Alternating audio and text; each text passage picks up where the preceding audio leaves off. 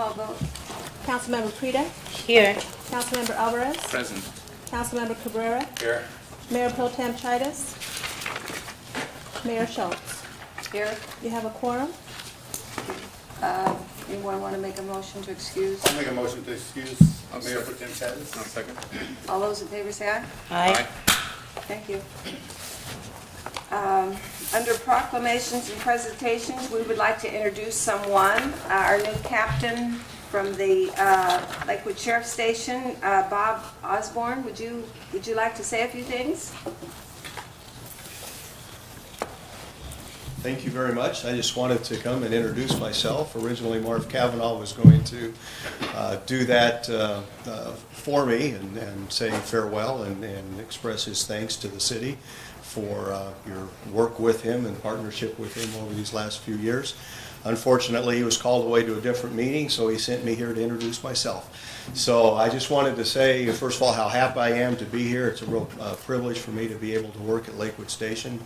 Over the years, Lakewood Station has had a history of innovative law enforcement, effective law enforcement, and I'm just thrilled to death to be able to stake my claim as a part of that legacy that will continue to move forward. I wanted to let you all know how pleased I am to be here and the fact that I trust that we'll be able to continue to provide some very positive law enforcement, public safety services for you, to let you know my personal pledge to be responsive to your needs and to your wishes and to establish those partnerships that will make things move forward. So I don't want to prolong the time, but I did want to come by and officially say hello and introduce myself and let you know that it's my plan to move forward in the many initiatives that my predecessor began and move forward with. One thing that may be of interest to you, just in the grand scheme of things, now Commander Cavanaugh is my immediate supervisor, so he is still involved in the affairs of Lakewood Station and Hawaiian Gardens and still maintains an interest in the services that we provide and will be able to provide me a lot of good history and direction and some mentoring that I'll need to be able to be as successful as he's been. So I look forward to working with you all and thank you for your time. Thank you. We're Thank glad to have you, and we're glad to have the Sheriff's Department back, believe me. We're thrilled to death to be here. And whatever we can do as council members to help you make it even better in the community, we can honest. Oral communications, items on the agenda. Would anyone like to?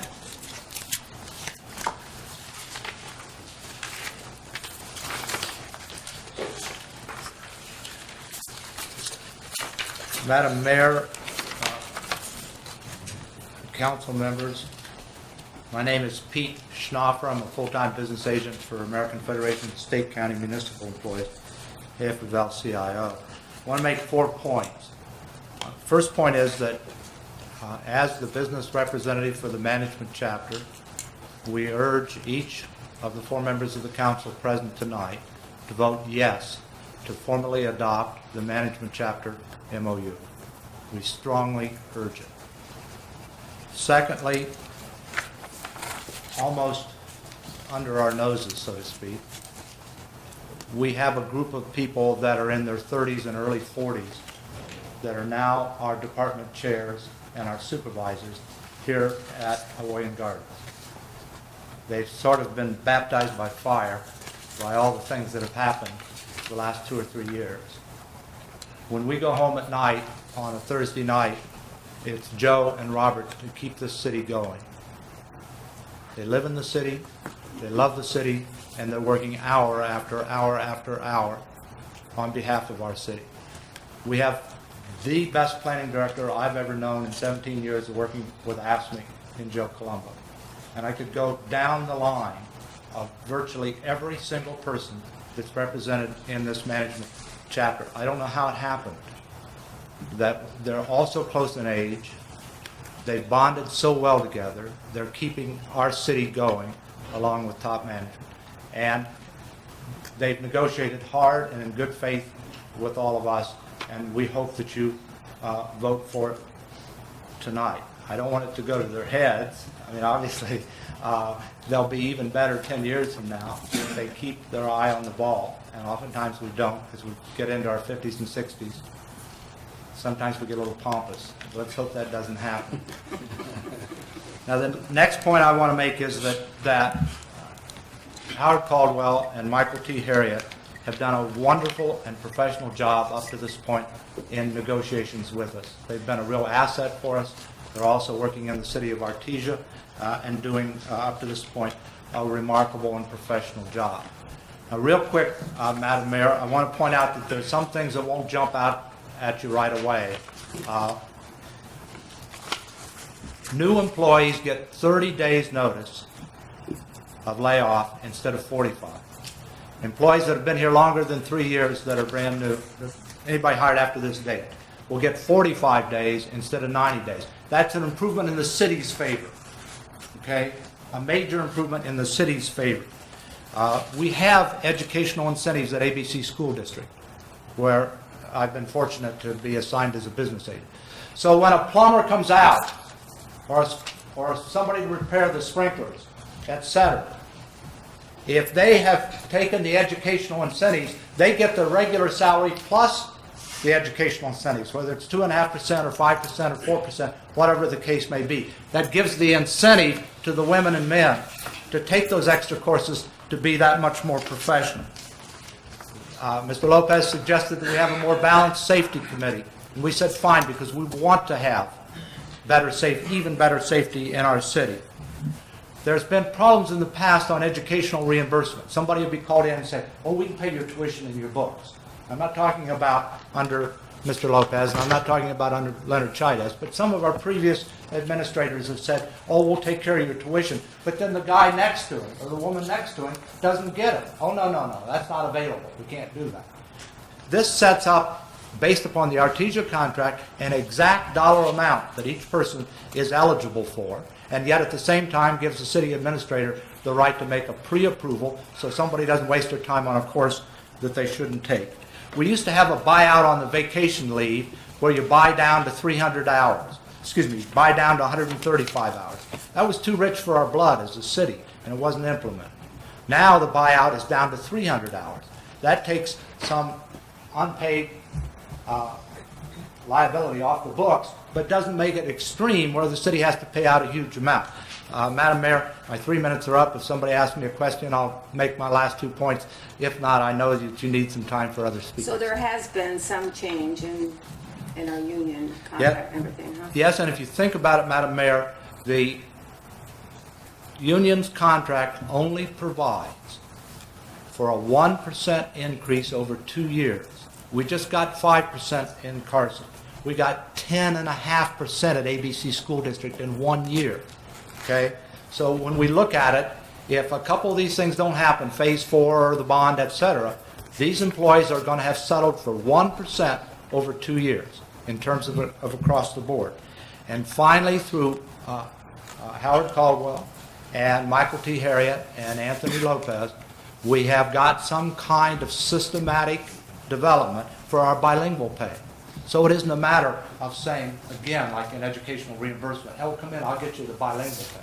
There's 2 people that are getting bilingual pay in the management chapter. We all know that many more speak a second language. We want some fairness to that, and they've put some fairness into the system.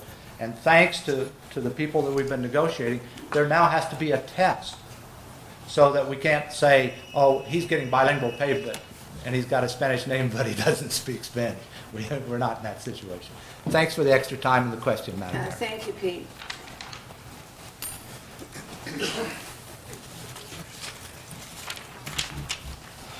Good evening. My name is Robert Canada. I live at 21607 Juan. I have some concerns. My concerns are the management MOU.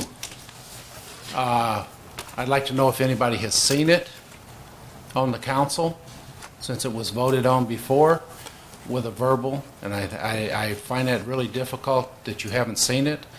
I find it also disturbing that a person who has a degree should get money extra for that degree when they're in a position that requires a degree. If you're a planner, you're required a degree because that's part of the job. And I don't think anybody should be paid extra because you're paid for that degree coming on board for that job. Same thing with the city administrator and numerous other positions. And I don't think that the city should be footing the bill to pay increases of the magnitude that I understand are in that MOU. I have a lot of difficulty with that. I request that the council take a look at that and think about the fact that your city administrator is required to have a degree. I mean, just virtue of the fact he's a city administrator. Yeah, but we've had people hired that didn't have degrees Well, in particular they- positions. Mayor, they shouldn't, if they're required to have a degree coming in, I have concerns with them getting extra money because they have that degree. They get paid for that degree coming in. It's part of the salary base. Yeah, but what And then to about turn those around people and say, that I've got a don't- master's degree, so I want a 10% increase, I think that you're already getting paid for that coming on board. And what do you do if a guy comes in and he's got an AA, you start him, he goes and gets a 2 or 3 more degrees? Are you going to compound all that and wind up with a 17, 20, 25% raise? I have questions and concerns about that as a resident of this community who has to foot the bill. So I request that you really look at it and educate yourselves on this thing before you commit yourselves when the city is in the dire straits that it's in. You're talking about doing a bond issue to finance this and that and the other thing.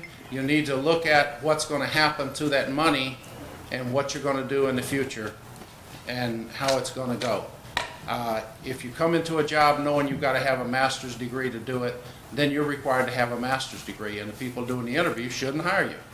You're not qualified. You have to meet certain qualifications. Yeah, but there's always all kinds of things that happen, Bob, you know that. I'm It's just happened like voicing this little my city. opinion and what's been voiced to me, and I think that you need to Trust really us, we'll look get at it it. all straightened out. Now, we'll see what happens with it. Okay, Bob, thanks a lot. Anyone else? Things on the agenda? Would someone like to talk? Oh, yeah. No, not on this. Not on the agenda. Okay, on the agenda, not on the agenda. Not on Okay. See, he knew what I was talking about, right, Bob? Oh, yeah. Oh, yeah. Not on the agenda. I've had some phone calls. I'm the city's representative to the Greater Los Angeles County Vector Control District. I've had a lot of phone calls from some residents, particularly some residents over in the condos on 226th that would like to have a meeting, a town hall meeting, to get educated on the mosquitoes in particular. I've talked to the representative, the education representative from the district in LA, and she is willing to come here. All we need to do is provide a place, a date, a time, a little coffee or whatever, and or Kool-Aid or something for the residents, and advertise it. And she's willing to come here with leaflets. There's been some leaflets passed out. I don't know if they're valid or if they're not. She'll bring the latest material, and she will educate the staff, the public, or whatever, with all these different vectors, and particularly the mosquitoes. I We know do I've have seen some. red ants, big ones. Well, the red ants is going to be the biggest problem. They're going to be a larger problem than the Africanized honeybee. The Africanized honeybee doesn't attack as bad as we had been led to believe it does, but the red ant will put you in a hurt. And we need to educate people about all these things, particularly children and the people that are older people and people who have some type of heart ailment or something, because they need the education. So actually what I'm requesting is for the mayor, if you would, to direct the city administrator or whoever, that we could get together and we could get a hold of Luann and get something set up so they could come down here and we could get it publicized and get it out to the residents. Ms. Okay, we can do that, Bob. Mayor Schultz, Mr. Canada, I believe the associations, the condos there have an association that meets minimum of once a month.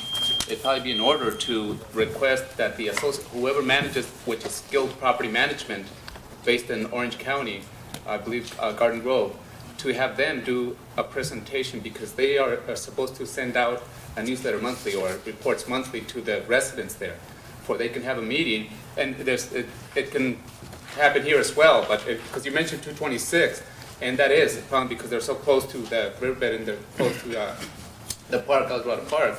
So probably to make sure that they have a meeting and they address everyone there in that complex. Well, the problem with that is that management team over there, in order to do that, is going to have to go pay somebody to do that. But they do it If the anyway. city goes through the vector control, it's going to cost zero, because the vector control does not charge the city. You already pay for this thing. And we need to have it where they are there and we know the proper information is going to get out, because the people at the vector control district are professionals. They don't charge. I've done it. I'm a director in the comps that I'm at. They don't charge. They'll come in if you want them to come in and give you literature. They may come in and give you literature, but do they have the knowledge of the Africanized honeybee? They wouldn't send a representative if they didn't. They have to go pay somebody to come in that does that, because this is a specialized area. I can't give you the classes because I don't possess the knowledge to do that. However, the PhDs at the Vector Control District, which there's a number of them, do have that knowledge. Bob? And they will do Do they it. have any videos that we could show on the cable? They The probably people do. at I'll home. talk to Luann. I'll give her a Yeah. call and see what kind of videos they have. And yeah, then I'll get some and I'll bring Run them them in. after the council meeting and things like that? There's not a problem. I'll talk to Luann. I'm sure that she does, because that's where she's the public information officer. And we hired an education officer to come in. She was a teacher. Well, she still is a teacher, because that's what we hired her to do. And she goes to the different schools. You can call, the city administrator can call Jack and tell Jack, the district manager, Dr. Hazelrig, and he will have Luann schedule and go to the schools and talk to the children. There's all kinds of things available to us through the district that we're not taking advantage of. And we really need to start educating people, because for the first time since I've been on this board, people are starting to call and say there's a need for that to happen. Okay, thanks again, Bob. Thank you. Thank you. Okay, Ernie. Mayor, council member, Mr. Lopez. Ernie Vargas, 12302 211th Street.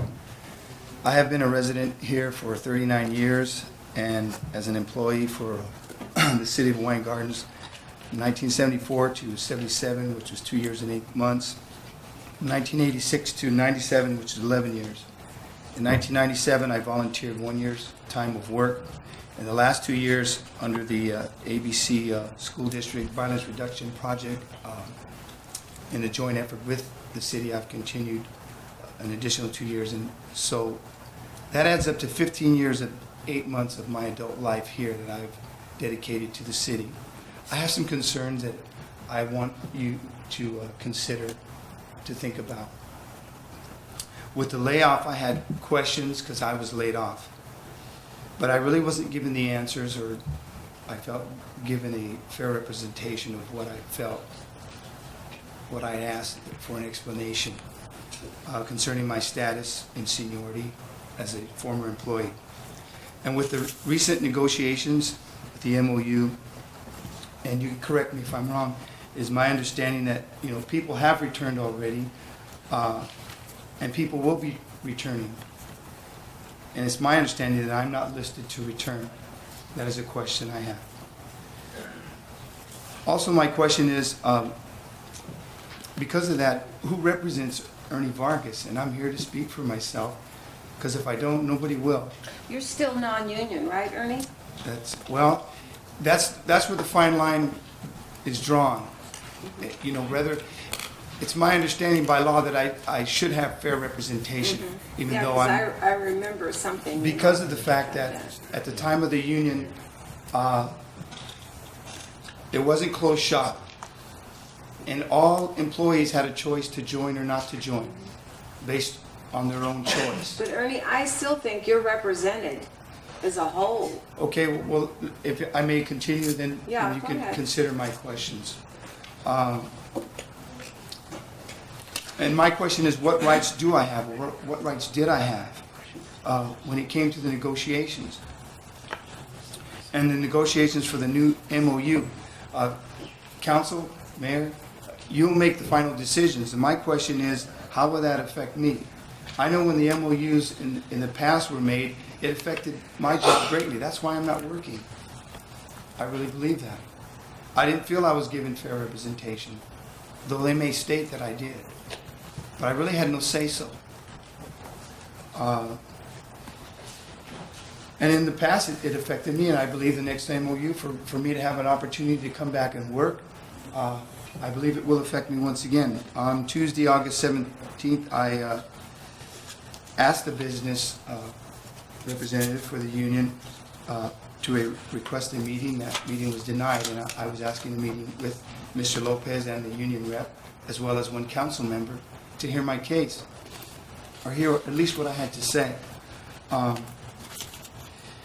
And I ask that you consider this, that I ask that if I may have a meeting concerning my situation. I believe there should be fair representation across the board, all the way across the board, from the beginning of the union to up to this current date. And I ask you to look at the records and all the MOUs and changes, and take a look at my particular case. And take a look at those who are still working, which, believe me, these are my friends. We're all friends here. We've all worked together. But you know, when it comes to a job, I mean, you know, who makes the decision as to who works and if it's fair or not fair? And I ask you to look at that. I don't believe I've been given fair representation. If it's my understanding, if I'm correct, it is the duty of the union to protect each employee and not to affect their future in employment if they're non-paying or a paying member. And if I'm granted this meeting, I would like to bring those things up that I have in front of the union representative as well as the council member and Mr. Lopez, where I feel, you know, I've been wronged in some situations. And so I ask, that's all I can ask. And my other question is, who oversees the union? Who oversees their actions as to what they do in their meetings, in their closed meetings? You know, if I would say that there'd be an answer, is that you get every employee that from the start of the union, and you get the council member, and let everybody voice their opinion as to what is fair and what isn't fair. But see, when you have just certain people that are just speaking for others who can't speak for themselves or are not given an opportunity to speak, how can they have any say-so? They can't. Because those who are making negotiations will make the decisions. And when you decide to vote on the MOU, there will be a lot of people affected. There will be those who will benefit. I have nothing against them. I have nothing against anyone.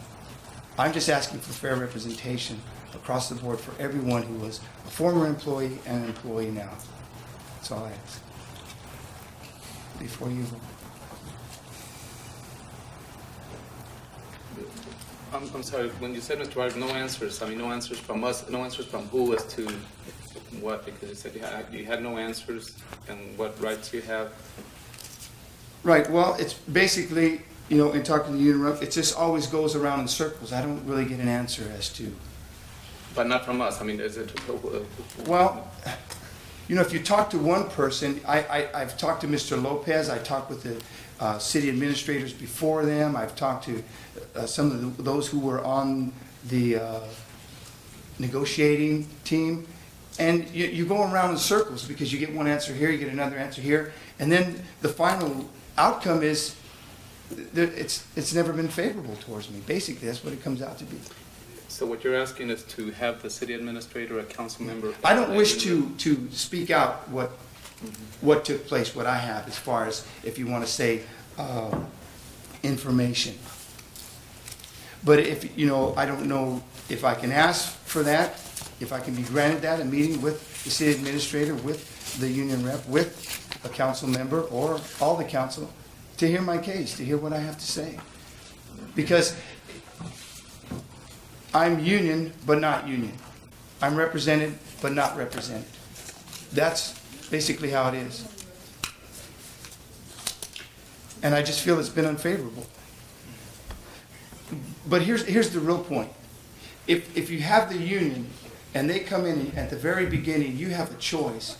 You make your choice based on your own personal feelings about why you want to join or why you don't want to join.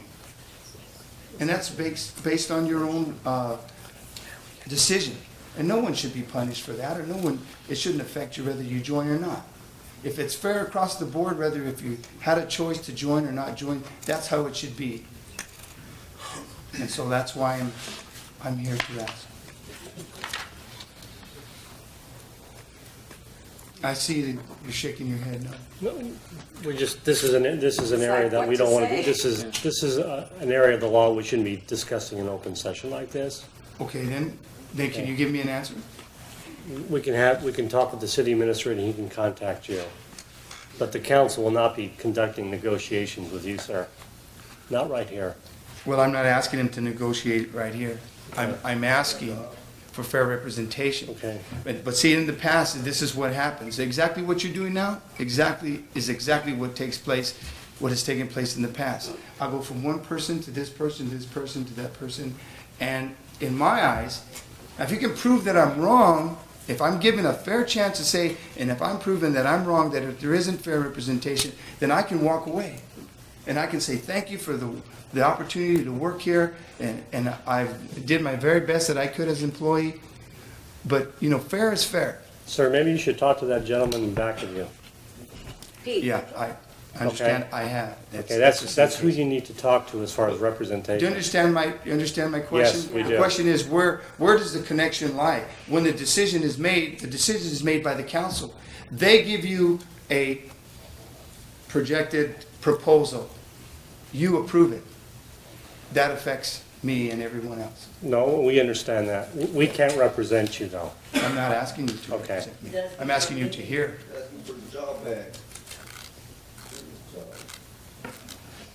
Thank you. Thank you. Thank you, Ernie.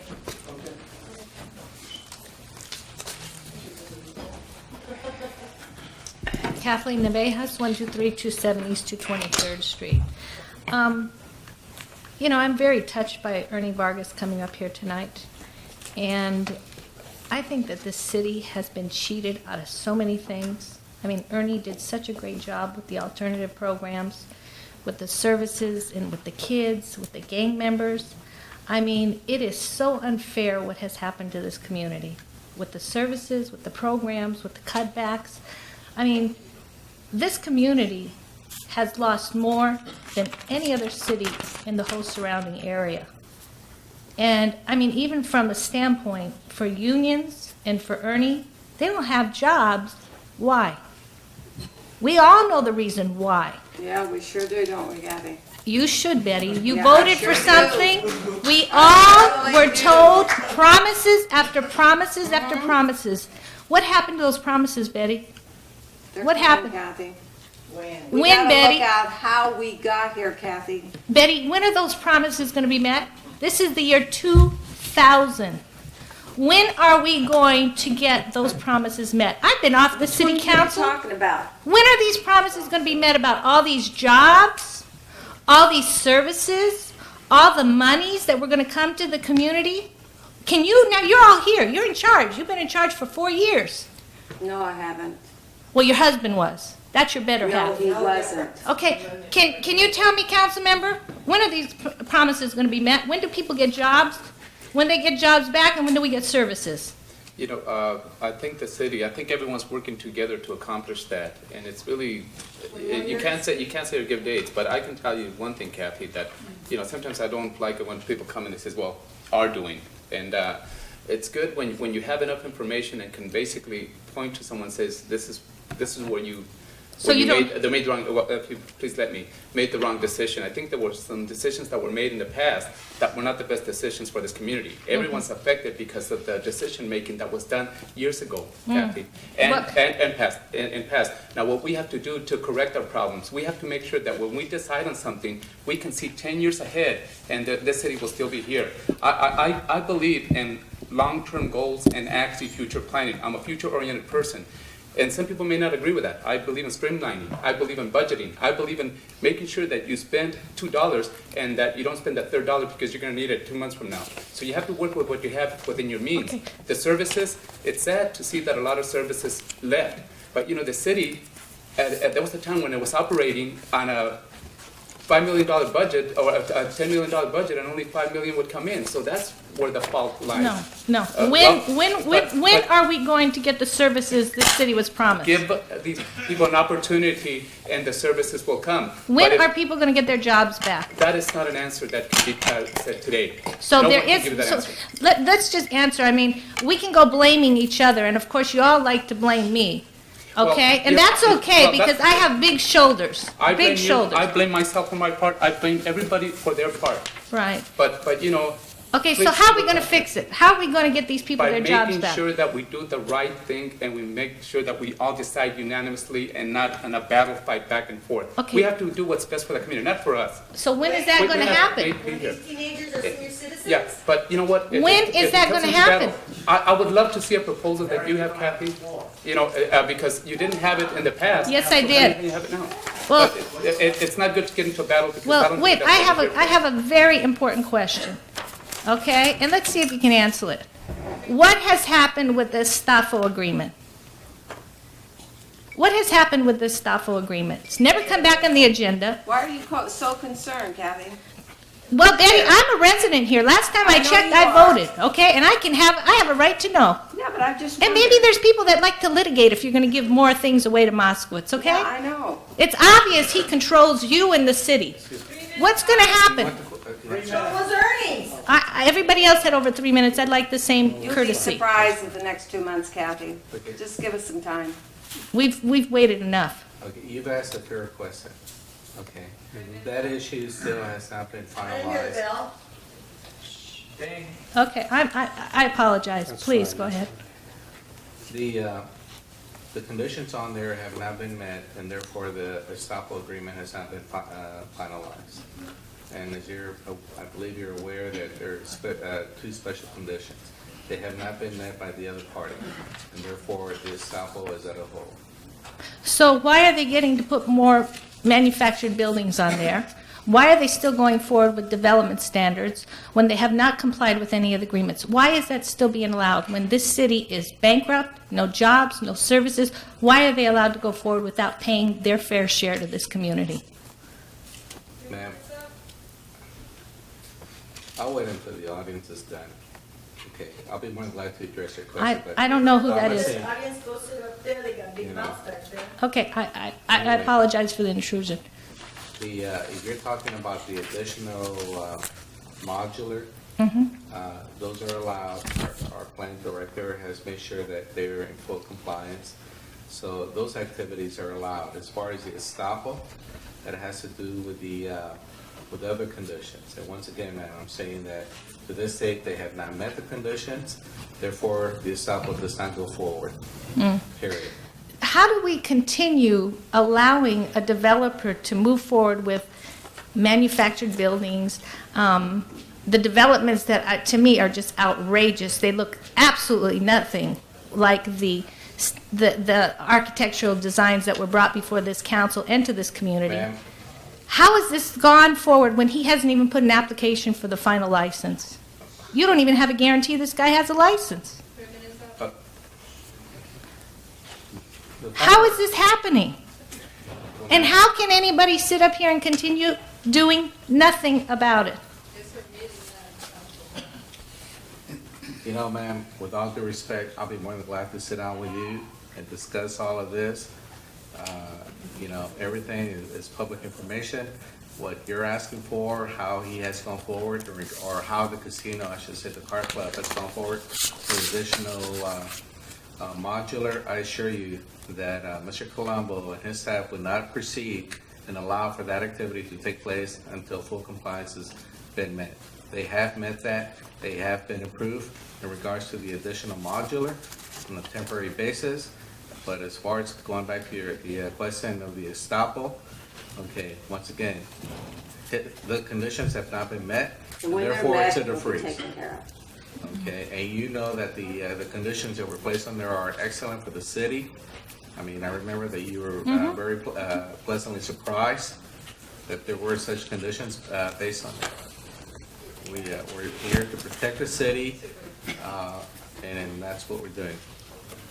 Well, I think that everybody in this community, and probably everybody sitting in this room, you know, it's about what you believe you deserve and what you as an individual believe you're worthy of. And you know what? I believe this community is worthy of a lot more than what it's gotten.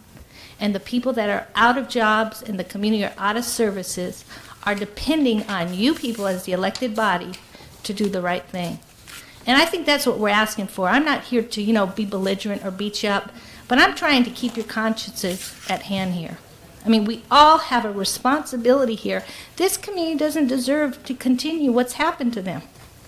So I'm pleading with you to please get these people back their jobs. I know it's very hard. I know you can't do everything for everybody, but you do have a lot more power you can use than what you're doing now. And I know you can do it. I think the city attorney has some knowledge here. I think he is very aware of the circumstances, and I think if you just put the community first, this can be turned around. Thank you. Thank you. You know, what I'd like to see is anyone that has a question, I mean, in relation to an issue or concerns of the community, why don't they call that person, sit on one-on-one, and then say, look, this is what I see. Because at times, you know, I get disappointed when it gets into a battle. I believe we need professionalism in every city. I hate to be the laughingstock to neighboring cities. I don't like that. I want to make sure that we are looked at as a, you know, as any other community, and to have the respect for one another, to make sure that we, you know, are, you know, responding to the needs, and make sure that we do give a time for those people that put us in here. And I've made myself. We are changing it. Yes. Our Well, that was reputation one of my overseas. things, and you guys know I have been working on that, Oh, you know, yeah. and I like to see professionalism. I like for us to have the respect. I like for us to at least use anything and everything that we can to our powers to benefit as a whole, not as individuals at times. And it's sad, you know, because sometimes elections come around and then it gets to be split. It divides communities, it divides people, and it's just a nonsense thing. So I'd like to see that. Francine Valenzuela, 12415 East 224th Street. Here it is, round 7. I haven't thrown in the towel yet. Who says you can't fight City Hall? I may not win, but I'm going to go down fighting. I'm just wondering if the intent behind allowing the construction at 12409 East 224th Street is to set a precedence for allowing absentee landlords or preferred property owners to get by with not having to comply with municipal and state codes. For the record, the issue is the driveway that did not have sufficient width of 10 feet as required by section 18.24.035.B4 of the Hawaiian Guards Municipal Code. Therefore, the project permit was denied. However, shortly after, Mr. Colombo granted a courtesy gesture and grandfathered the space at 8 feet 6 inches as a valid driveway. We've been through this before. I just want it again on the record. On August 11th, I had a private meeting with the city administrator, city attorney, and the community development director. You all know who you are. I was told by the city attorney and the city administrator that they would get back to me with an answer to my valid concerns regarding the safety issue of the narrow driveway and the congestion of the cars on the street created by not being able to maneuver into the garages. Gentlemen, I'm still waiting. It's been 14 days. Another of my concerns is the portable toilet that is near my kitchen windows. I distinctly heard Mr. Lopez instruct Mr. Colombo to have it relocated. It still is in the same spot. I'm this close to calling the health department in regards to the stench that is emitted from this unit. Or is the representative already here and he just has to change his hat? If so, I'll address him or her now with that issue. My experience with the City Council has been a session in sidestepping, how to talk out of both sides of your mouth, and how to put on a dog and pony show. I think we just had an example of that right now. How amazing. I must be psychic. I wrote this last night. I have noticed that it's a real circus act. I would like to meet the head puppeteer. Maybe then I could find out the proper strings to pull to get things done fairly in the city. I have noticed that you have all been well trained in the art of covering up for each other. One will fabricate a story and the other will agree to it as it's the gospel truth. Might I suggest a course in public relations? You as well as the community would benefit from it, especially the code enforcement department, as many will agree. One last thing before I get ugly and say what I really feel. When election time comes around, please do not come to my door campaigning. After the experiences I've had firsthand with what you don't do or what you won't do for the residents, I would not waste my time to cross the street to vote for any of you. Anyone else?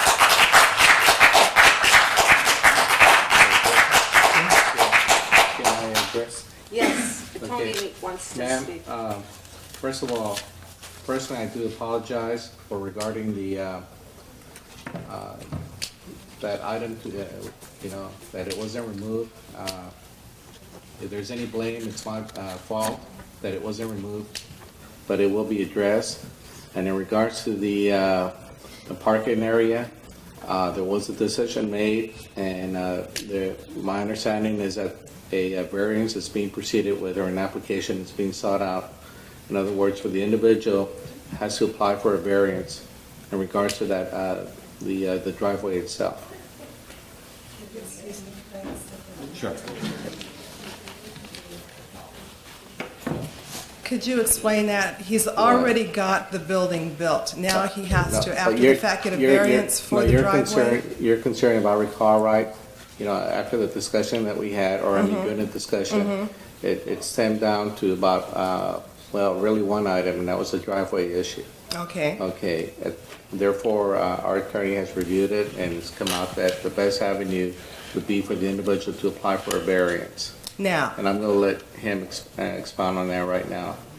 should the variance, again, we were written a letter at the very beginning last year. Neighbors got together, I don't know if the attorney's aware of this, we signed a petition, we did not want to grant the variance for the first building. So, should we again do this, and we get the signatures, nobody wants it, and it's not granted, what are you going to do about the building? What? Isn't it like too late? Ma'am, I am confused. Yeah, because- yeah.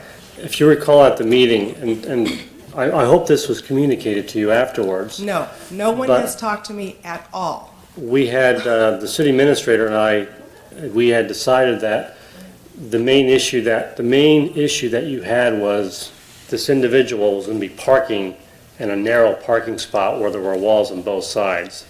You had a very strong concern about that. Exactly. What I recommended, in fact, not what I recommended, what I directed, was that we compel the property owner to come to the city and apply for a variance. And what we wanted to do was, in order to allow you to have leverage and to have oversight, was to put a condition of approval on the variance that no one was to park in that area. And that was a condition of approval.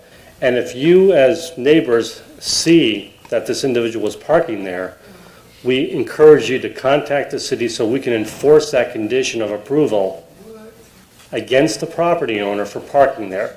Our goal was to grant the variance because the driveway was there, but we wanted to make sure that nobody would park there. That they would park in the back, they would park someplace else, but not where you had a concern with. So I directed that property owner required to come to the city and apply for a variance, and we would recommend that condition be approved, that condition be applied to that variance, so that you would have the ability to see that it could be enforced. And that would give us teeth to enforce that. Now, had I not come to this meeting this evening, who would have informed me of this? I mean, it's been 14 days, not a word. You have both my phone numbers, you know where I live. It's amazing, absolutely amazing. That's all I have to say. Ma'am, And I appreciate your effort because I see that you did try. Others have said they would and they haven't. So I will be waiting to see a letter stating the conditions of this variance in my mailbox. Ma'am, I will assure you, I was a direction I gave, and you will get a letter tomorrow, Hand delivered? hand delivered, Okay, I'll be waiting. right? Thank you. I apologize that it wasn't, but it should have. See, But you will. That's two apologies you've had to give to me that really are not necessary. The first one for the incorrect information in the letter to me, which should have been caught, number one. And now, again, I mean, you're not only maybe That's a three. yes man, you're a, I'm sorry, ma'am. Thank you. There was one more, she also said about the toilet. Who do you have to? That'll be addressed also tomorrow. Thank you. It's very stinky right outside the kitchen window. Don't appreciate it.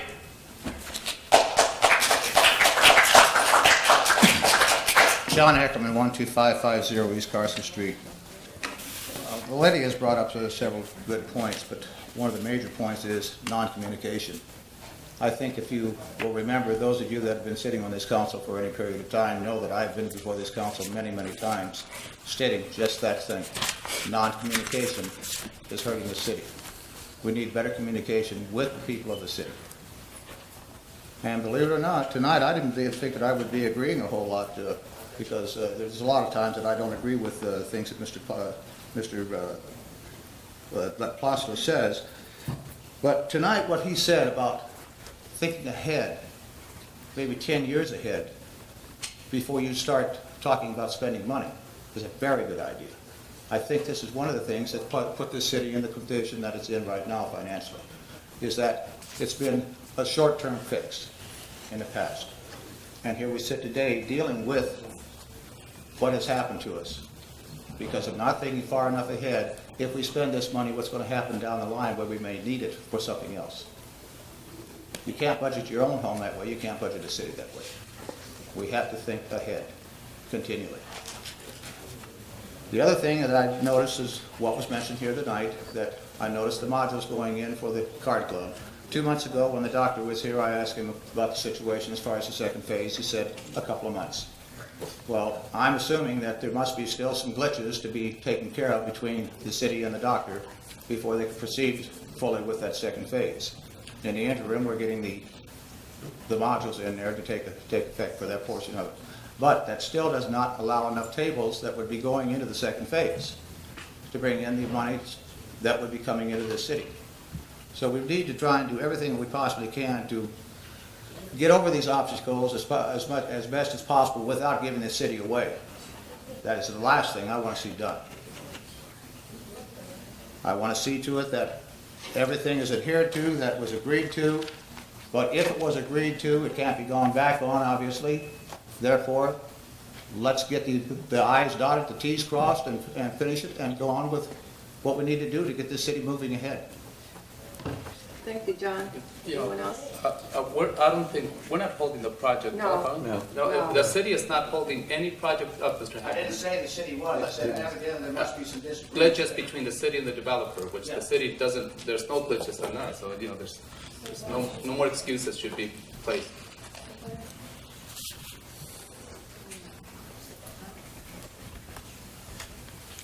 Anyone else? Under public hearings, Resolution 8599 has to do with congestion of management program. John or I'll be asking Joe to. Joe? Yes, I'm the mayor and members of the city council. This item has come to you on an annual basis in August for certifying this report, and it is a public hearing. Just a brief history, this is a state mandated program with the passage of Proposition 111 in 1990, which created a congestion management program, which is required in order to continue receiving the city's share of their gas tax money, as well as to preserve their eligibility for any other state or federal funding for transportation projects. What the program basically did is created a mechanism for implementing both regional and local projects, transportation improvements in consideration of urban growth. The program is based on a point system where debits are accrued as a result of building permits issued for new developments, which could have an impact to the overall transportation system, and credits are issued for projects that alleviate traffic congestion. Last year, the city had recorded 1,959 credit claims, which was the basis of the credit bank. This reporting year, the city has seen a reduction of 606 points as a result of a major project, which is the Car Club. And therefore, our total basis point will still remain at a positive of 1,353 points. Staff recommends that you hold the public hearing and adopt resolution number 85-99, declaring the city to be in compliance with the 1997 Congestion Management Program and adopting the local implementation report in accordance with Government Code 65089. This is something that we, I mean, you know, you put together that we have to be in compliance, right? Okay. And you've reviewed it, and I remember, does this, or maybe it does, maybe it doesn't, have an effect on the congestion, what's going on with the developments in both areas, Long Beach and here, or that has nothing to do?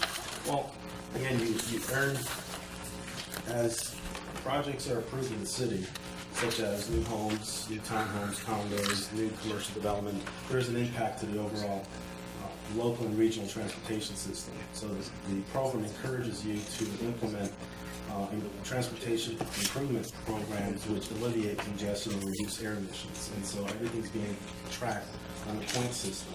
We still have a positive point bank, and therefore we're in compliance, and we will be reporting on time. And therefore, our city's share of the gas tax money will not be at risk. Okay. You mentioned a reduction of 606 points. We had more construction than demolition, and we didn't really have any improvements, capital improvements, to alleviate any congestion in the city. And the major contributor to that was, of course, the Car Club being a major structure being built in the city. Wait for the reading of adopt resolution 85-99. Oh, public hearing. This has to go before. Yes, it does. First and. So, Madam Mayor, you need to open up the public hearing. I'll open up the public hearing for 85-99. Would anyone like to talk on it? I make a motion to close the public hearing so nobody Second. to talk about it. Roll call vote. Councilmember Frida? Yes. Councilmember Alvarez? Yes. Councilmember Cabrera? Yes. Mayor Pro Tem Titus? Mayor Schultz? Yes. We have another public hearing on resolution 89-99. Madam Mayor, you need to vote on this now. Oh, yeah. You have to vote on 85. You closed the public hearing, but now you need to vote on the resolution. Same motion as Yes. before applies. Okay, roll call vote. Second the motion to adopt resolution number 85-99. Second? No, I second the motion. Oh, you second. First and second. I thought Roll call vote. Councilmember Frida? Yes. Councilmember Alvarez? Yes. Councilmember Cabrera? Yes. Mayor Pro Tem Titus? Mayor Schultz? Yes. Well, I'll open up another public hearing on 89-99. Yes, Mayor and Council, at this time, I'd like to request that on this resolution, being that it also entails the other entities, be allowed to do one presentation and address all the actions separately. At this time, I'd like to call upon Mr. James Chilton in regards to 89-99 and in regards to the bond and the COPs, and also Mr. Hall is here present, so.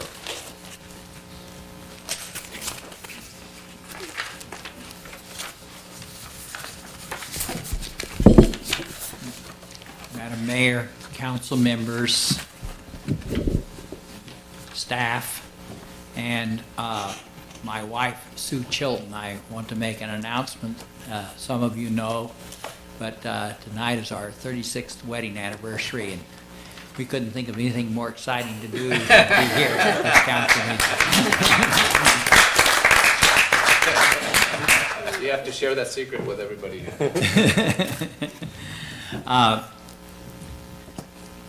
Each of you and former council members have struggled with the financial matters of the city. And each of you have faced some very difficult decisions. Over time, judgments against the redevelopment agency, deficits in the general fund have accumulated. And we have been asked to take a look at the long-term financing of the city and take the long view. It appears that it would be reasonable and prudent for the city to finance money needed for paying off these judgments and for deficits that have been incurred by vendors or to vendors and employees, and to a bank where there's an equipment lease. In taking a macro view and working very carefully with the city administrator and the city attorney, a plan has been put together to put the city at least on solid financing basis, one which, with continued fiscal discipline and hopefully more revenues from the card club, the city can manage its affairs in the future and on a long-term basis. To do that, the city and agency should refund their 1988 tax allocation bonds. You have $7,335,000 of tax allocation bonds outstanding at 7.9%. Now, if we refund those bonds on your behalf, the interest rate would be below 6%. That means there'd be substantial savings. And out of that transaction, one can obtain, or whatever you want to describe it, $1,452,000. That $1,452,000, if you vote to refund the 1988 tax allocation bonds, can go to help pay the judgments that are against the agency. Also, if you, as a city, issue up to a net proceeds of $6,040,000 of COPs, you can pay the vendors that are owed, employees that are owed, your lease obligation, and other debts of the city. So the plan would be to refund the 1988 bonds and authorize the city to issue certificates of participation. The proceeds of the certificates of participation would go to refund the 1996 COPs. Now, you'll remember that the city and the agency were out of compliance, and they issued the 1996 COPs so that the city could obtain money to repay the redevelopment agency, money that the city had borrowed from the redevelopment agency. That consisted of $4,250,000. So in 1996, COPs were issued, and the financing authority issued the certificates, leased the recreation center and the senior complex, leased it back to the city, and the city then had, for that lease transaction, $4,250,000, and they in turn handed the $4,250,000 to the redevelopment agency. And the redevelopment agency, in turn, bought the bonds of the finance authority. And so it's really a circular transaction, but the net effect of it was to have the city repay the agency money that the agency, or that the city had used in a joint checking account. So what this issue will first do is to pay off, defease, get rid of the 1996 issue. So it'll be history. And so $4,250,000 would go to the agency to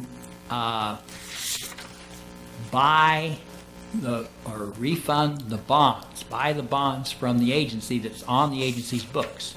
Now the agency will have $4,250,000, an amount sufficient, together with the refunding, to pay the judgments, etc. So that's the first thing it accomplishes. It gets rid of that transaction. The second thing that the COP issue does is provide some additional money for the vendor and employee debts. One of the ways we can minimize the size of the COP issue is through land sales. And the land sales are currently in process, I understand, for Food for Less in the auto zone. We can decrease the size of the COP issue if that transaction concludes prior to the issuance of COPs. If it doesn't conclude, then we'd issue COPs, and as soon as the money comes in from those land sales, we'd hand it to the trustee, the bank trustee, who would buy treasury bonds with it, and that would pay off COPs. So the net effect of land sales, if it comes before the issuance of the COPs, is that it decreases the size of the COP issue. If it comes after the sale of the COPs, then the proceeds go to the bank trustee, who buy treasury bonds to pay off the COPs. So you gain one way or another. And indeed, it gives you a little bit more flexibility in the sale of both properties and future properties, because you're not under the gun, so to speak, to negotiate a deal. You can be, you have more time on your side. So from that perspective, the issuance of COPs would be wise and prudent. Also, the issuance of COPs would be a transaction similar to the 1996 issue. In fact, it's just the exact same transaction, except instead of the agency buying the COPs, I would buy the COPs. And so that's new money coming into the city. I think I really ought to turn the matter over to Mr. Hall. As each of you know, Mr. Andy Hall has represented the city on every bond issue that I know of since 1976, and there's no one who knows the legal aspect and the practical financing aspect better than Mr. Hall. Thank you, Jim. Thank you, Jim. I've got to beg to differ on the practical financial aspects. I think you're way ahead of me on that. Anyway, my name is Andy Hall. I'm with the law firm of Jones Hall in San Francisco, and we represent the city as bond counsel. You're now sitting, if you want to implement the program that Mr. Chilton has described, you'll be sitting as the city council, the redevelopment agency, and the public financing authority. And for purposes of implementing the financing, you have two separate sets of resolutions. The financing of the issuance of bonds, the tax allocation bond refinancing that Jim has described, is implemented by a resolution of the redevelopment agency authorizing the issuance of the bonds, authorizing the sale of the bonds to Chilton and Associates, approving the official statement for purposes of selling the bonds, and then directing all the steps necessary to deliver the bonds. That's one agency resolution. Accompanying that agency resolution is a city resolution, city council resolution, approving the issuance of the bonds by the agency.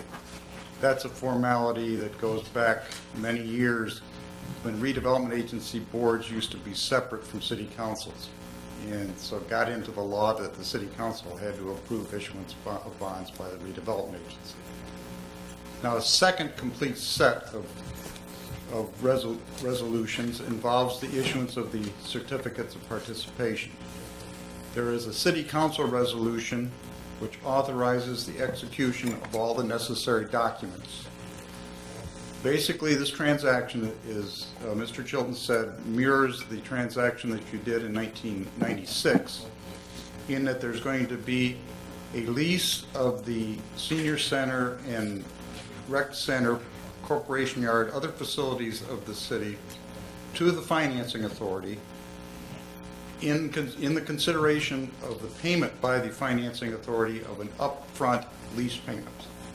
That's where the money comes from. Then the new money comes into the city is through that upfront lease payment, and that money is raised by selling the certificates to Chilton and Associates.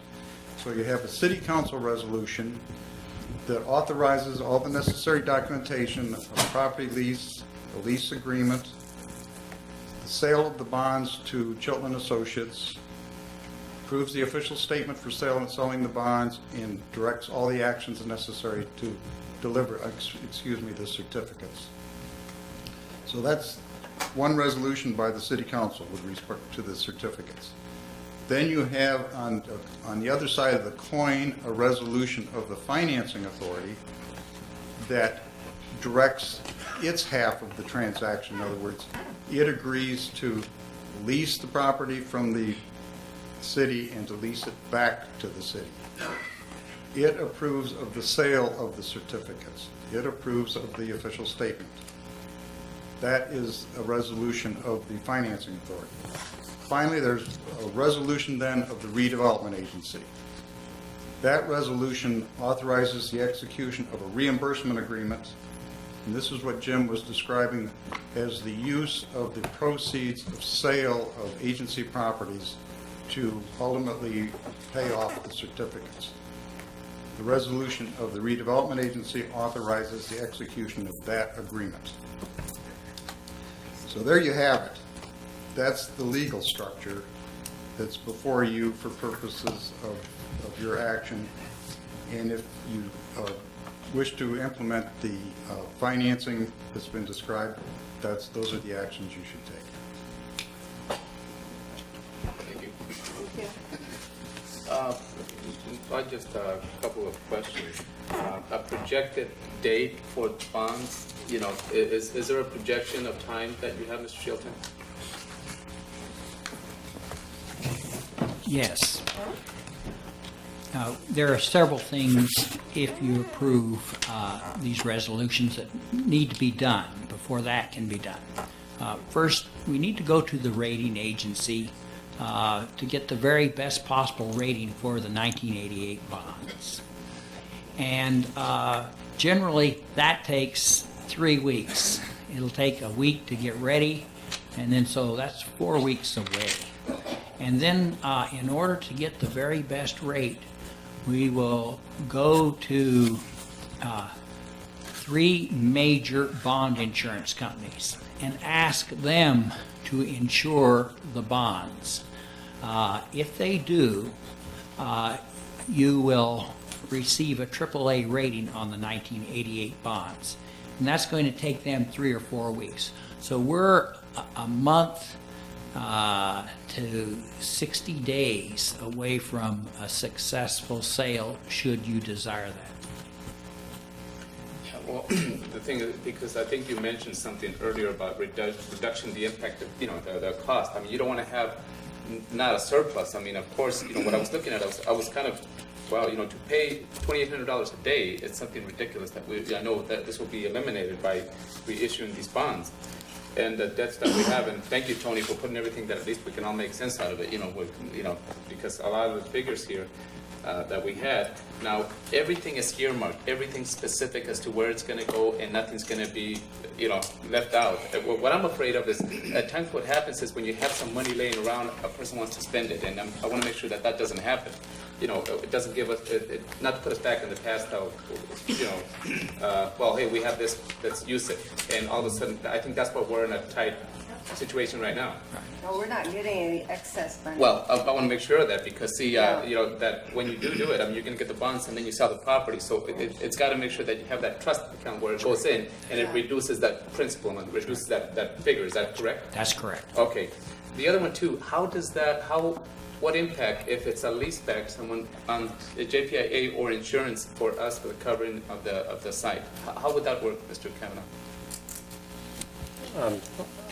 You'd have the same insurance company insure the facility. It would just be just a different owner or a different manager of it, but the building's going to be insured the same way. Right. Well, so to make sure that we get insured and not Absolutely. Somebody else was going to be managing, or what control do we have? What say so? I want to make sure that the city still has the control and the say so and agreement in all areas. And I'm sure that all you're doing is transferring these facilities from the city to the financing authority. You're the financing authority. Oh, I see. Okay. Because I know I didn't quite understand that part. Okay.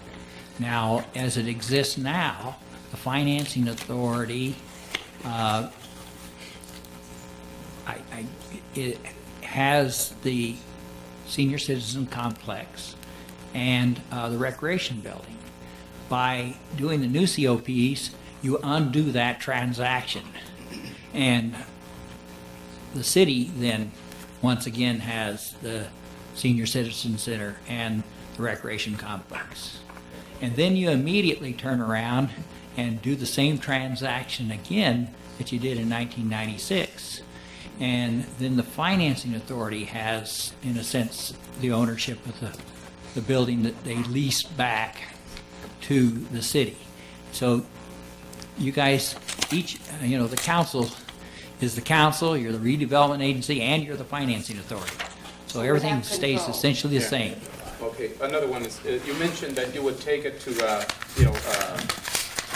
3 major insurance companies. On the ratings, would that work on the interest rate? Would that not, or that has nothing to do with it? Yes, the way an excellent question. Bonds can be sold as unrated bonds.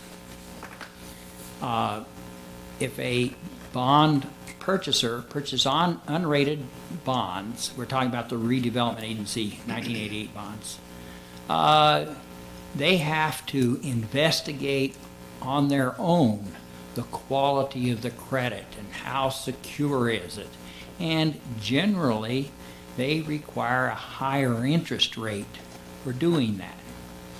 Next level to lower interest rate is to go to the rating agency and get a rating on the bonds, which we can do and should do.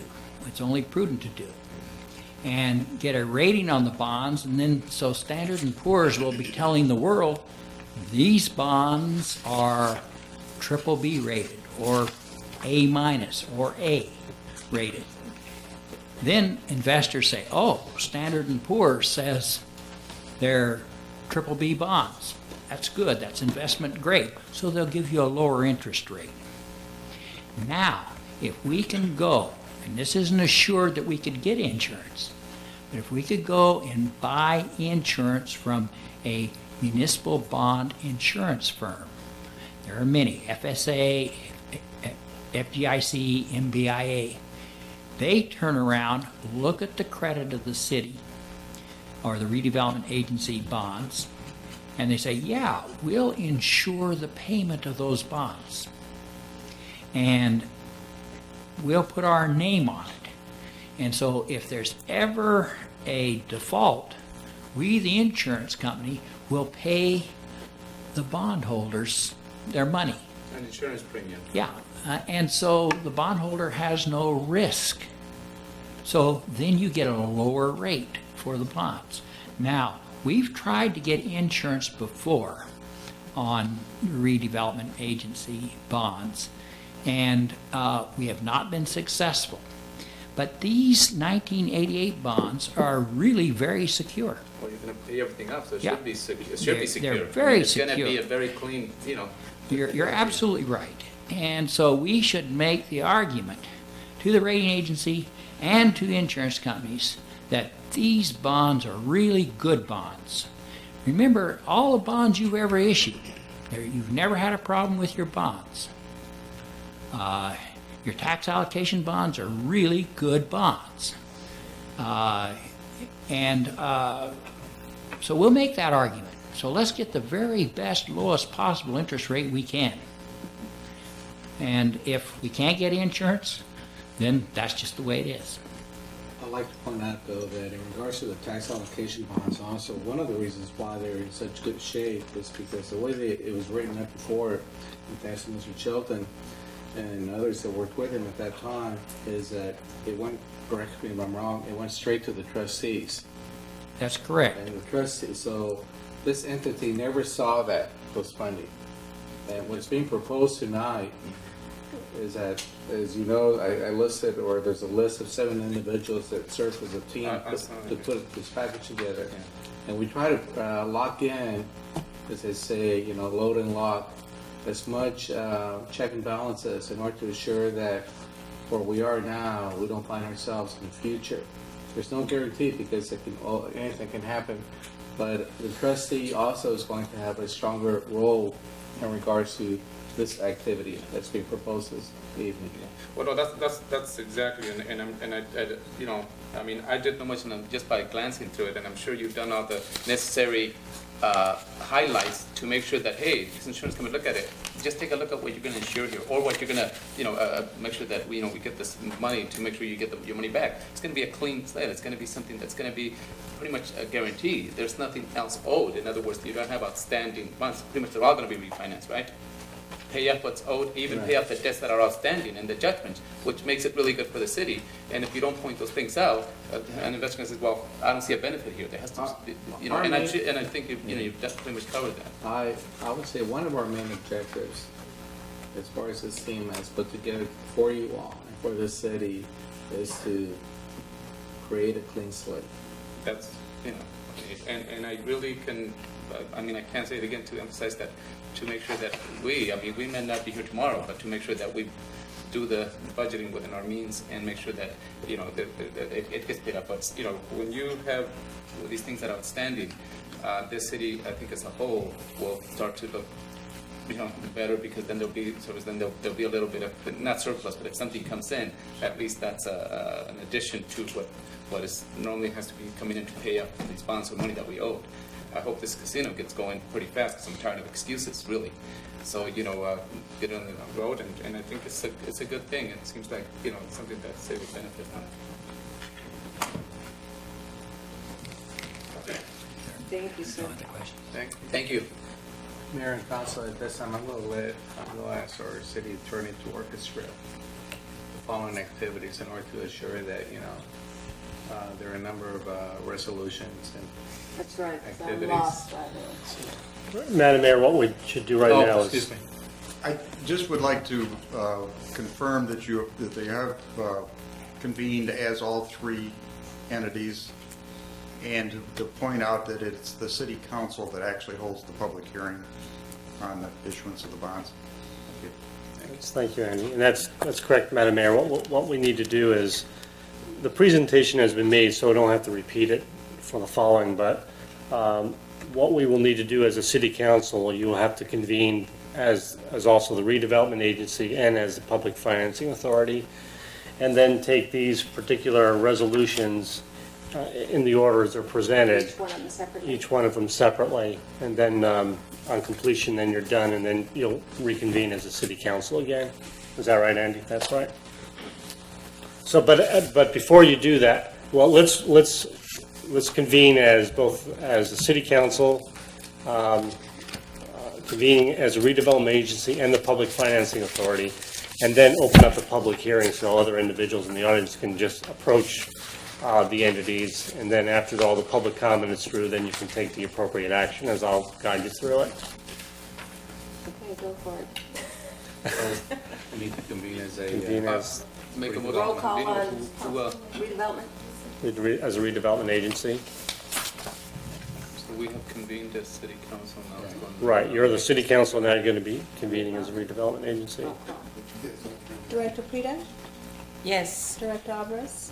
Yes, here. Director Cabrera? Here. Vice Chair Member Titus? Chair Member Schultz? Here.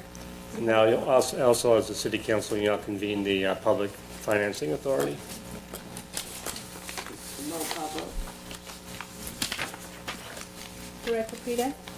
Here. Director Alvarez? Here. Director Cabrera? Here. Vice Chair Member Titus? Chair Member Schultz? Here. You have a quorum. Okay, Madam Mayor, then what we would do is, as all three, is to open up the public hearing and then ask of any public comment on these issues, these Any, resolutions. We'll open up the public hearing. Any comments? Kathleen Navejas, 12327 East 223rd Street. I'd like to commend Mr. Chilton for a fine job. He's been with the city for many, many years, and I was fortunate enough to be part of the 1988 bond issuance, which he put together. That was very, very well done on behalf of the city and the citizens. And I support you in the effort in trying to get the city back into a financial condition and dealing with the litigations and dealing with all the payoffs to the employees and all the on and on and on resolutions that are before you. So I'm in favor of this. I support you in this effort.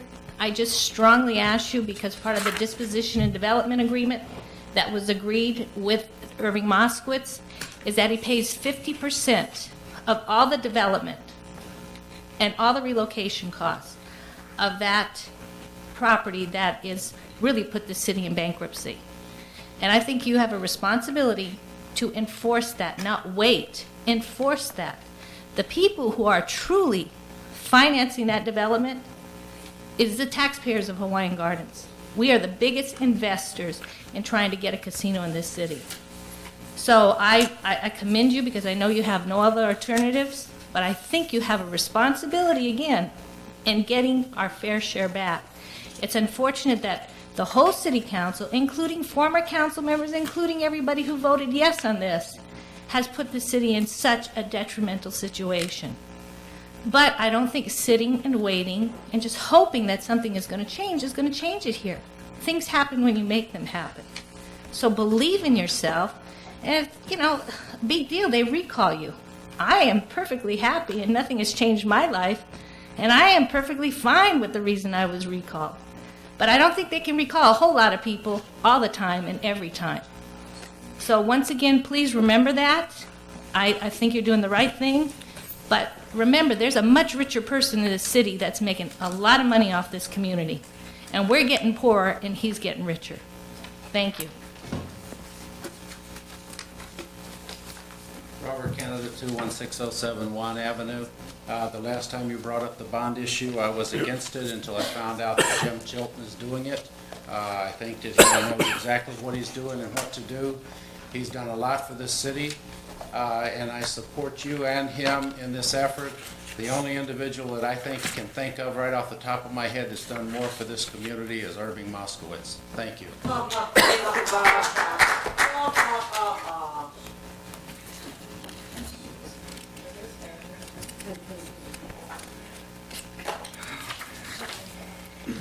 Alan Carpo, 21930 Horst Avenue. I'd just like to say I'm strongly in favor of this. This seems like a dream come true. I was on the council for 2 years and 4 months, and all we had was headaches about paying the lawsuits and the vendors. And if this is going to enable us to consolidate our bills and get that done, that's great. And that's certainly moving the city in the right direction. And Mr. Lopez, you were directly involved with this. And I certainly trust your judgment, and so it must be very good for the city. And so I hope that I know you will approve this tonight and spend the money wisely and pay off the debts that we need to pay off. Thank you. Thank you, Alan. Anyone else? Make a motion to close public hearing. Second.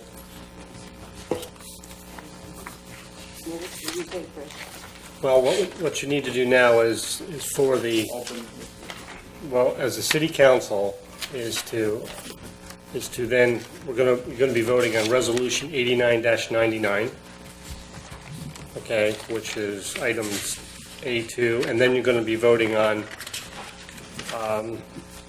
C5, and it's actually 90-99. So those two resolutions by the city council you vote on those individually. After you're done with voting on, then you as the agency will vote on the other resolutions as we'll get to those. But right now it's a resolution 89-99. Wait for further reading and stop. Second. You made the motion to adopt. You two make it. I'll make the motion, this is for 89-99, I'll make a motion to approve resolution 89-99. Madam Mayor, just for the record, could you just read the title of it so we can have that clear on the record? The resolution of the Council of the City of Hawaiian Gardens approving, authorizing, and directing, executing in certain lease financing documents, approving sale of certificates of participation, which is the COPs that was mentioned earlier, as official statement related to thereto, approving reimbursement agreement to making certain determination relating to thereto, electing to guarantee lease payments fee account, and authorizing and directing certain actions with respect thereof. Okay, I'll second the motion, but I just need a question that I need to ask. Under, before the staff report, you said you actually required there's 2 items. Is that part of all this? Yes. Okay. I'll second the motion. Roll call vote. Councilmember Pena? Yes. Councilmember Alvarez? Yes. Councilmember Cabrera? Yes. Mayor Pro Tem Chaitis? Mayor Schultz? Yes. Then you'll consider approving resolution number 90-99, if you could read that by title as well. 90-99? Right, that's Or was it, item C5. Oh, okay. No, that's a redevelopment, it's still the city council. It's still city council. Okay. What was the number again? It's C5. C5. This is resolution. I'd like to make a motion to approve and read the resolution. Resolution of the City of Hawaiian Gardens, approving issuance by the City Development Agency. By the redevelopment agency. By the redevelopment agency of the City of Hawaiian Gardens of not to exceed $9,500,000 aggregate principal amount of redevelopment agency of the City of Hawaiian Gardens redevelopment project number 1999 tax allocation refunding bonds, and providing other matters properly relating thereto. I'll second the motion. Roll call vote. Councilmember Pena? Yes. Councilmember Alvarez? Yes. Councilmember Cabrera? Yes. Mayor Pro Tem Chaitis? Mayor Schultz? Yes. Okay, Madam Mayor, now you as the chair of the redevelopment agency, you will make a motion to approve RDA resolution number 99-4, if you read that by title. 99-4. 99-24. That's item A2. Approving resolution 99-24, approving the following. The resolution of the redevelopment agency of the City of Hawaiian Gardens authorizing assurance not to exceed $9,500,000, principal amount redevelopment project number 1, 1999 tax allocations, refunding bonds, approving and authorizing the directing execution of the first supplement to indenture of trust relating thereto, authorizing sale of such bonds, approving official statement, and providing other matters properly relating thereto. Second. Do I have a vote? Roll call vote. Did the mayor make a motion? Yes, maybe make a motion. Yes. Director Prida? Yes. Director Alvarez? Yes. Director Cabrera? Yes. Vice Chair Member Titus? Chair Member Schultz? Yes. And then number 3, Right, number 3. Resolution 9922. 25. 25, RDA, a resolution of the redevelopment agency of the city of Hawaiian Gardens authorizing reimbursement agreeing, making certain determinations relating thereto, and providing other matters properly relating thereto. Wait for the reading and adopt. You making the motion? Yeah. I'll second that. Roll call vote. Director Prida? Yes. Director Alvarez? Yes. Director Cabrera? Yes. Vice Chair Member Titus? Chair Member Schultz? Yes. Okay, Madam Mayor, now as we're the chair of the Public Financing Authority, you will make a motion to approve PHA Resolution number 01-99. Shall I read that too? Yes. A resolution of the Board of Directors of the City of Hawaiian Gardens Public Housing Authority approving, authorizing, and directing execution of certain lease financing documents, approving sale of certificates of participation and official statement relating thereto, and authorizing the directing certain actions with respect thereto. All that legal stuff. Wait for the reading and adopt. Second. Roll call vote. Director Prida? Yes. Director Alvarez? Yes. Director Cabrera? Yes. Vice Chair Member Titus? Chair Member Schultz? Yes. Okay, Madam Mayor, you're all set with those resolutions. Now you'll reconvene as a city council.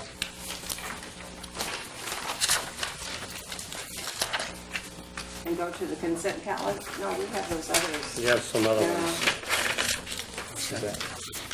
The ones in here. Anything else you want to say? Well, thank you very say? much, Jim, for all your help. Mr. Hall, Shelton. Congratulations, Mr. and Ms. Shelton, on your anniversary. Take your bride Enjoy out it. for a drink. Good night.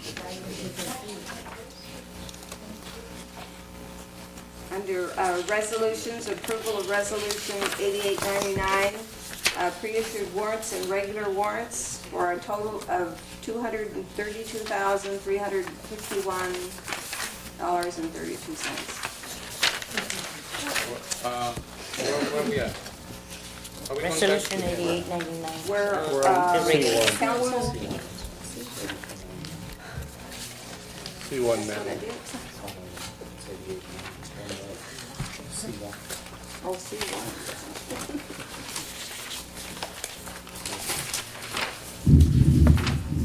Man, we were busy this week, right? We were very busy. All this stuff.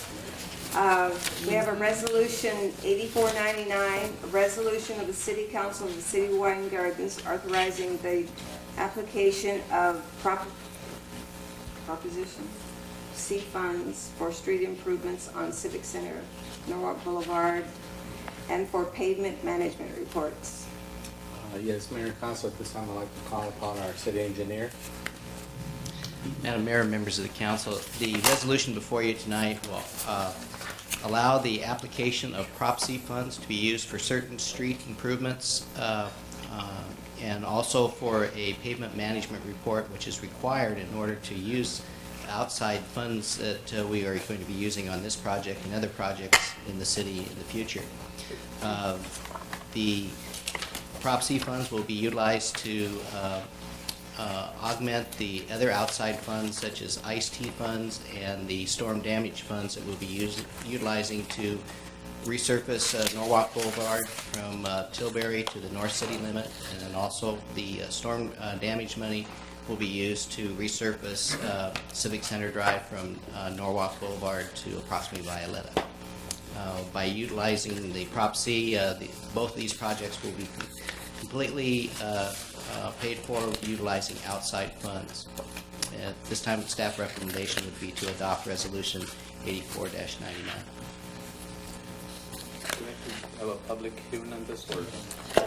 No, there's no public hearings yet. I just want to, real quick, I don't know if we had anything to do with a repavement of the streets on 221st, 222nd, and Belshare. Whoever did that, great, because it seems like sometimes Hawaiian Gardens is forgotten. If all the other cities get paved, then we get the last batch of the pavement.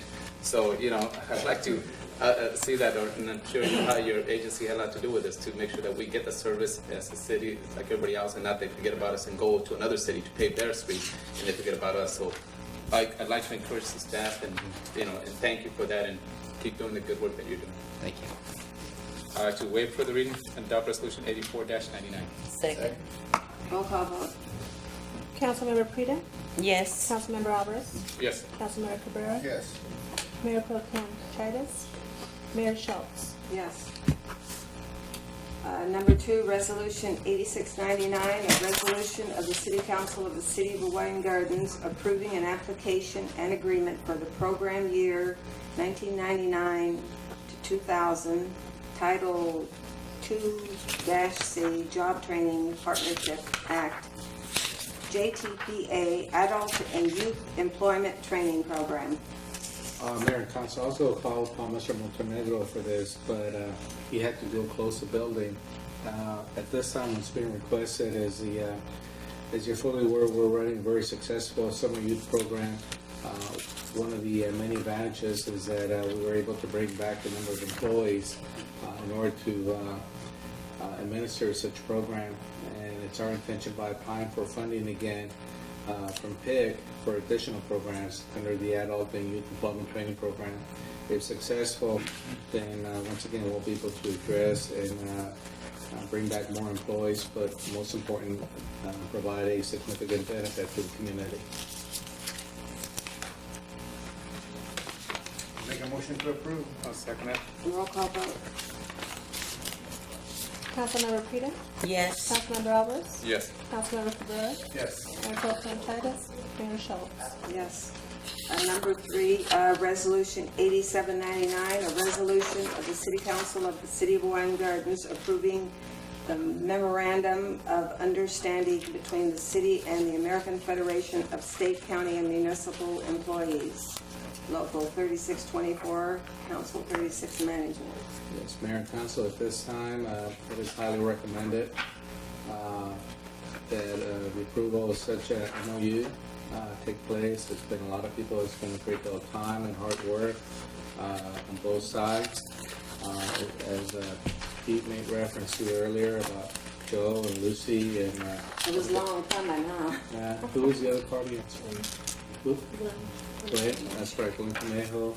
And needless to say, our representatives, Michael and Howard, and everybody's done a fantastic job in order to assure that it's well balanced and in order to address fairly to everyone.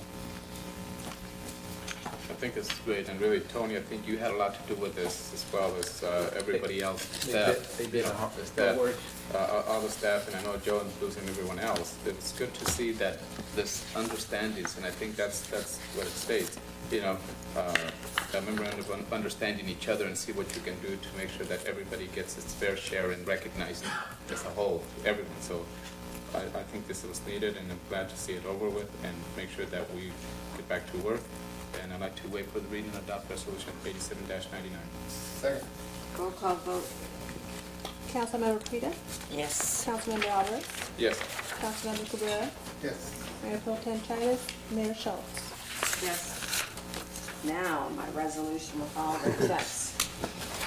Resolution 8899, resolution of City of Hawaiian Gardens Okay, County of Los Angeles, State of California approving pre-issued warrants for a total of $232,351.32. Wait for the reading and adopt resolution 88-99, subject to availability of funds. Second. Roll call vote. Councilmember Frida? Yes. Councilmember Alvarez? Yes. Councilmember Cabrera? Yes. Mayor Pro Tem Titus? And Mayor Schultz? Yes. And we've done the bonds, right? Yes. Yes, ma'am. Okay, consent calendar for, this is the council, yeah, for the council. Presentation of the Los Angeles County Department of Animal Care and Control monthly report. Anyone want to talk about the dogs and I was cats? looking forward to, I thought we were gonna get a report from someone, you know, from the county. That's great. Yeah. Because I had questions and that I wanted to address, Nope, nobody's here. but no one's here. Well, A motion to receive and file? All those in favor? Second. All those opposed? You need a second. What? second. That was the I'll second. You want a roll call vote? No, you don't need a roll call vote. Okay. Number 2, consideration to deny claim for damages on behalf of Vehicle J. Johnson against the City of Hawaiian Gardens. Motion to deny. Second. All those in favor? Aye. I have a question on that. They still can appeal this to the insurance? Yes. It's just Just the- customary thing that we. Yes. Yeah. We have to deny to make sure that it continues. That's correct. Yeah. Under discussion items, Leeware Water Sports. Yes, at this time also I call upon our city engineer, but also I'm sure we've had well, I know I've heard a lot of good things about the swim pool, and it was great that it opened up this summer and all the hard work, but also in regards to the rest of the building, if you haven't been there lately, it's really outstanding, not only the pool side, but also the rest of the building, and this was done through grant funding. Bill, would you like to? Thank you. Madam Mayor, members of the council, if you remember back in April 21st, 1999, the City Council awarded a contract to Goltra Construction Company for the Leeware Aquatics Pool Rehabilitation and Recreation Room addition at that facility. On August 4th, all the work was completed, and the project was completed with no change orders, so our original contract amount of $237,196 is all it's costing the city for this project, and this is, we're using Prop A funds, outside funds, through the county to pay for this improvement. As I said, the project has been completed, and the staff is recommending acceptance of the work by the contractor at this time, and to authorize the city clerk to file the necessary notice of completion and to pay the final retention once 35 days after the notice has been recorded. I'd like to make the motion to accept and for the city clerk to make sure that since the proper documentation to accept the project. And also just real quick, it's neat to see that site, get those improvements, because there's a lot of kids that can't come all the way across over here. So, I know, thank you for the engineers to get involved with this and do it so quick, for the summer to get it ready to make sure the project got going and the kids, when they needed it the most, was there. So thank you to you guys, and make sure that we continue to get little things like that. That's the services that people forget that have been going back to the community. Also, that it allowed for a number of employees to come back also for the Right. summer. Yeah.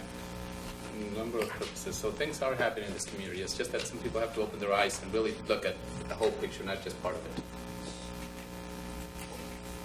A lot of things goes on behind the scenes that don't quite get out to the people. That's okay. On the redevelopment, we forgot the. A second, I need a second. Second. Okay, roll call vote. Councilmember Frida? Yes. Councilmember Alvarez? Yes. Councilmember Cabrera? Yes. Mayor Pro Tem Titus? And Mayor Schultz? Yes.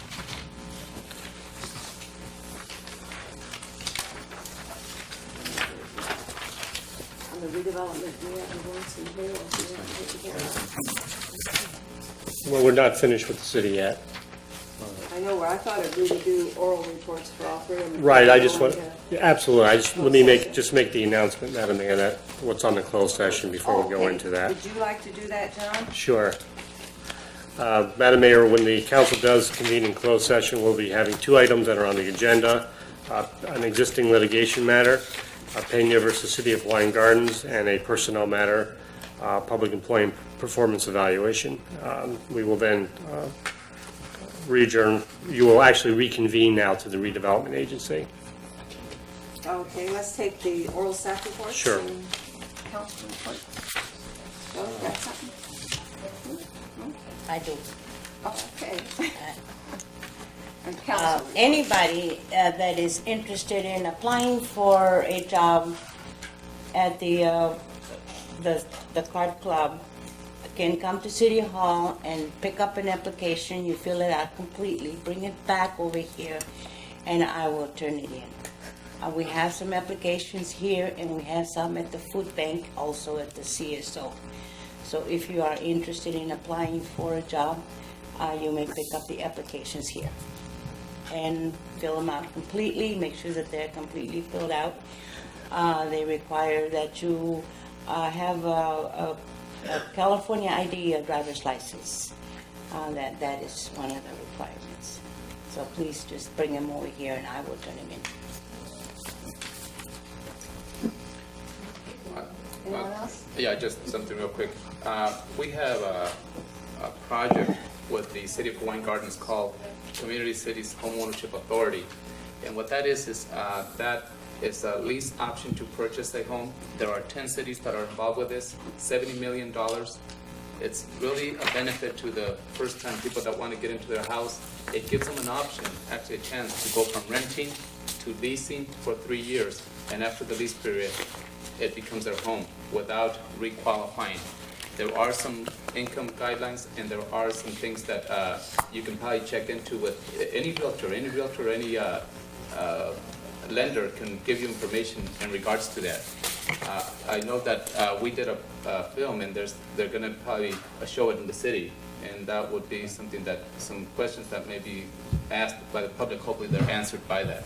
So it's a really good program. Take advantage of this. I'd love to see people become owners. You know, that's where we're going to change the image, and there's going to be some pride in this community. Take advantage of that. It's 1% down and a month's rent, which is, you become a property owner.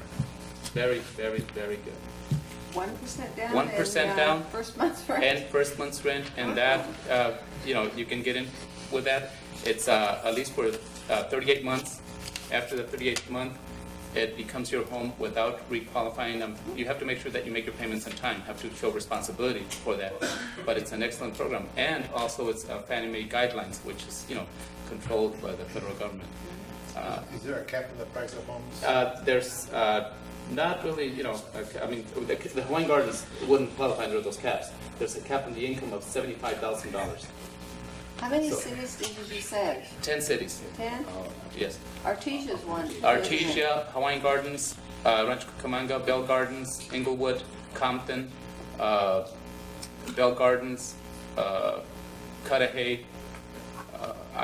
I don't know exactly. I'm one of the presidents that we met with all these cities to make sure that this was put into our community, to our city. So Cucamonga is Rancho one Cucamonga, farthest away. yes, Now, this is right. where all the new homes are going in. But it gives you an option. It gives you options to go to different cities, and you don't have to be a resident of the city to purchase. So you can go to any other city, and I'd like to see people come in, or the people that are here to keep them in here. Very good program. Yeah, Mayor and Council, I need to, first of all, I think what Councilman Priya just stated in regards to the applications, I started thinking, well, you know what, we're really going into a mode of economic development. We're trying to help as many businesses as we can. So I like to, from an economic development point of view, we'll open that up to all the employers in this community to make that available. And when people have jobs that are they're looking for employees, we can even list that also in the cable. So we'll assist the businesses in regards to all the businesses in regards to future employment. So that way we can get that and market that out for all of them. So applications, as Councilwoman just stated, and then other other businesses also would like that. So we can lower our unemployment. That would be good. Thank you. Okay, we will recess the city council. That's where our closed session is at. Yes, ma'am. And then we'll And go back to the redevelopment. reconvene the redevelopment agency, And oral communications. You pretty much voted on everything on the agency, so you'll just go through the formalities of having. I don't think we did the warrants and payrolls. Oh, okay, there you go. Yeah, that's extremely important. Okay. Resolution number 9923, warrants and payrolls for $21,924.92. Waive further reading and adopt resolution 99-23, subject to availability of funds. Second. Roll call vote. Director Peter? Yes. Director Alvarez? Yes. Director Cabrera? Yes. Vice Chairmember Tritus? Chairmember Schultz? Yes. And now we'll go to oral staff reports. No? Agency reports? No, anything? And we can adjourn this one, right? Yes, ma'am. There's no closed session on redevelopment To agency. September the 14th, right? Yes.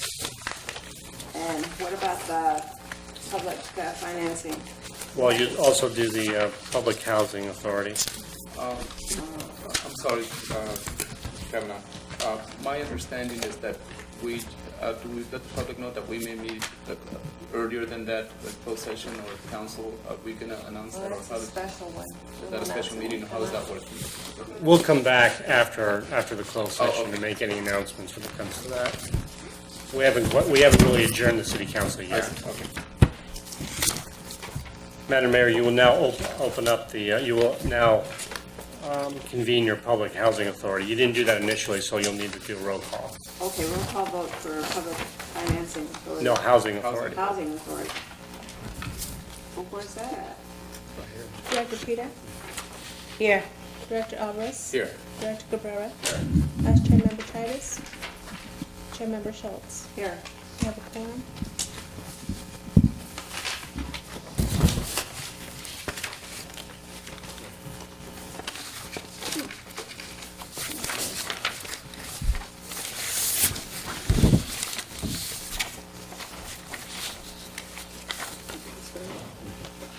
Resolution 0899, resolution of City Wine Gardens Housing Authority approving warrants and housing assistance payments. Where's the total? Right here. Okay, $47,645.68. To approve. Second, subject to availability of funds. Roll call vote. Director Peter? Yes. Director Alvarez? Yes. Director Cabrera? Yes. Vice Chairmember Tritus? Chairmember Schultz? Yes.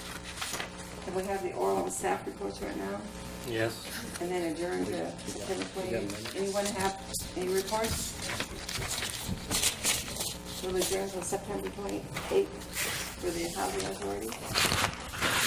Yes. I didn't have this in my packet. I read the bills, but not the board. Okay. We're going back to public financing authority? Yes. Oral staff reports? No. That's helpful. And we can adjourn this one to, I guess we don't, right?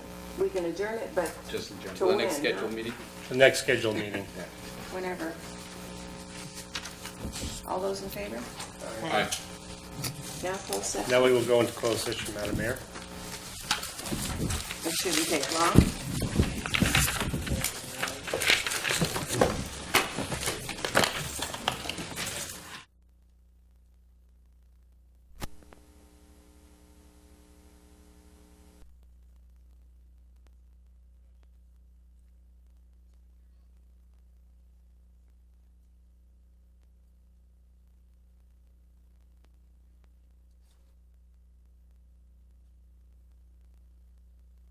Order the city council meeting, closed session, Council. Yes, Madam Mayor.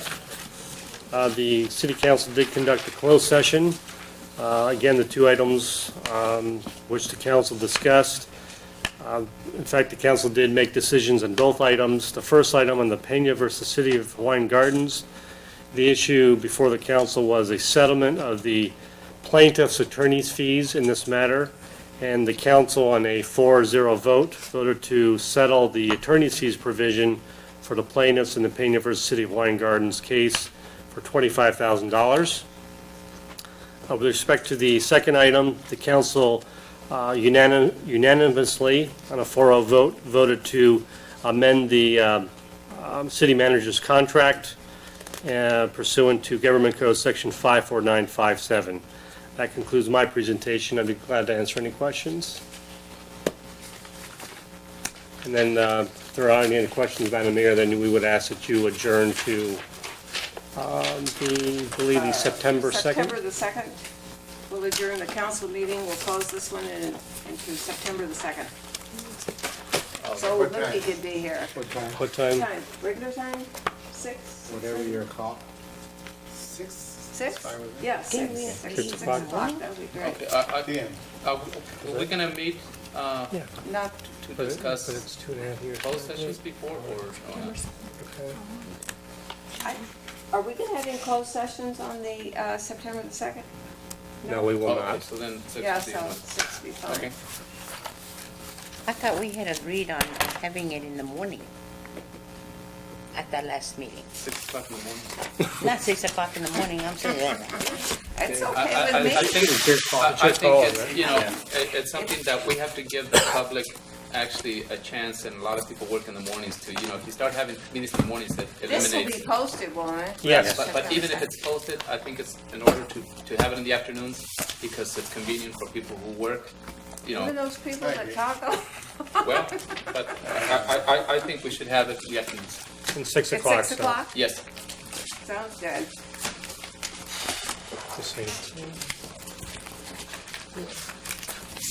September the 2nd at 6 o'clock.